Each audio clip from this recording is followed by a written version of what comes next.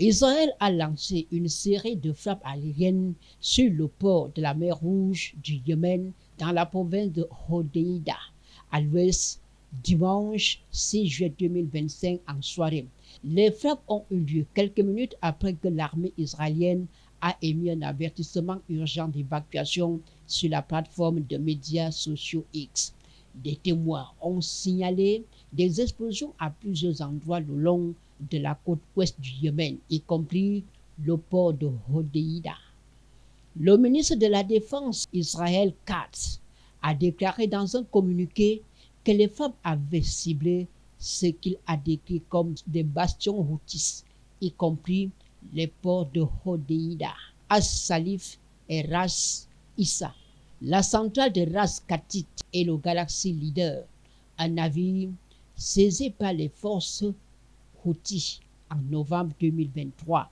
L'armée israélienne a déclaré que les ports ciblés avaient été utilisés par des Houthis pour transférer des armes du régime iranien qui sont ensuite utilisées pour mener des opérations terroristes contre l'État d'Israël et ses alliés. Il a ajouté que le Galaxy Leader avait été équipé d'un système radar utilisé pour suivre les navires en mer Rouge, facilitant ainsi la poursuite des activités militantes. Katz a suggéré qu'une escalade plus large pourrait s'en suivre, affirmant que le Yémen serait traité de la même manière que Téhéran. Quiconque essaie de nuire à Israël sera blessé et quiconque lève la main contre Israël se verra couper la route, a déclaré Katz.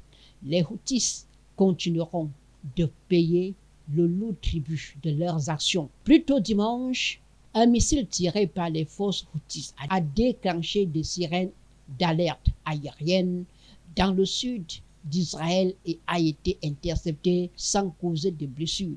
Selon l'armée israélienne, les Houthis ont affirmé qu'il s'agissait d'un missile hypersonique visant l'aéroport Ben Gurion près de Tel Aviv.